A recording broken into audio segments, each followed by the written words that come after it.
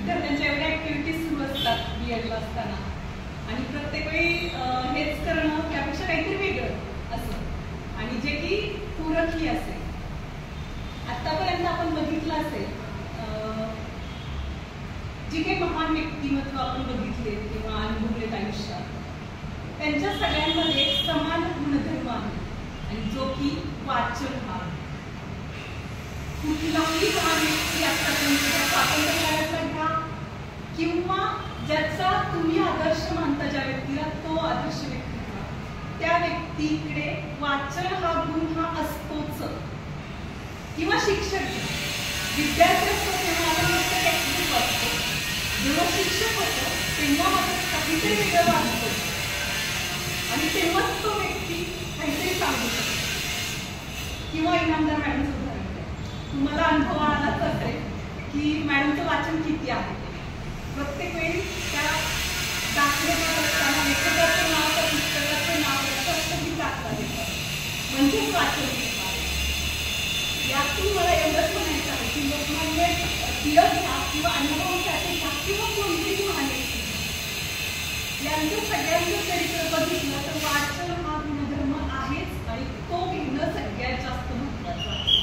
आपलं जर व्यक्तिमत्व आपल्याला घडवायचं असेल, शिक्षक म्हणून ठामपणे उभं राहायचं असेल, तर वाचन केलंच पाहिजे.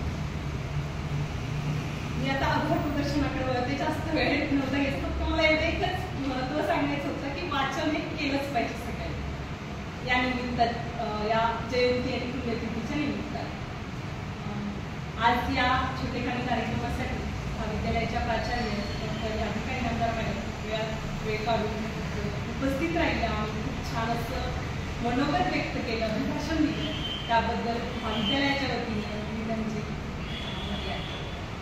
तसेच दिनविशेष विभागानं आम्हाला ही संधी दिली, त्यासाठी डॉक्टर शिकार मॅडम यांचे विभागाचे खूप खूप आभार आहे. डॉक्टर धामणे सर यांचेही मनापासून आभार.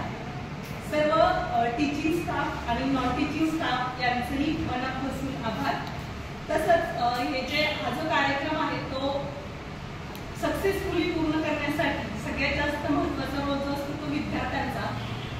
आजच्या कार्यक्रमाचं इन्व्हिटेशन तयार करण्यापासून कार्यक्रम पत्रिका तयार करणं हे सुद्धा विद्यार्थ्यांनी केलेलं आहे, आणि ही डिजिटल इन्व्हिटेशन कार्ड जे आहे तो बनवणारा विनायक, त्यानंतर सूत्रसंचालन करणारा ज्ञानेश्वर, बोर्ड रायटिंग जे केलेलं आहे सगळीकडचं ते अक्षय, श्रेया, तृप्ती, रांगोळी जी छान काढलेली आहे बाहेर ती अंजली.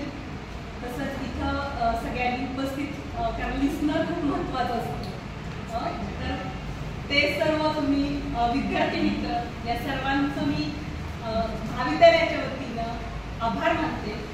तसंच तुम्ही जर चुकून राहून गेला असेल माझ्याकडून नाव घ्यायचं, त्या सगळ्यांचं, नॉन टीचिंग स्टाफचं, सर्वांचं मी आभार मानते, आणि एकच निवेदन करते की यानंतर महाविद्यालयाच्या प्रांगणात आपण वृक्षारोपण करणार आहोत, त्यासाठी सर्वांनी उपस्थित राहा. धन्यवाद.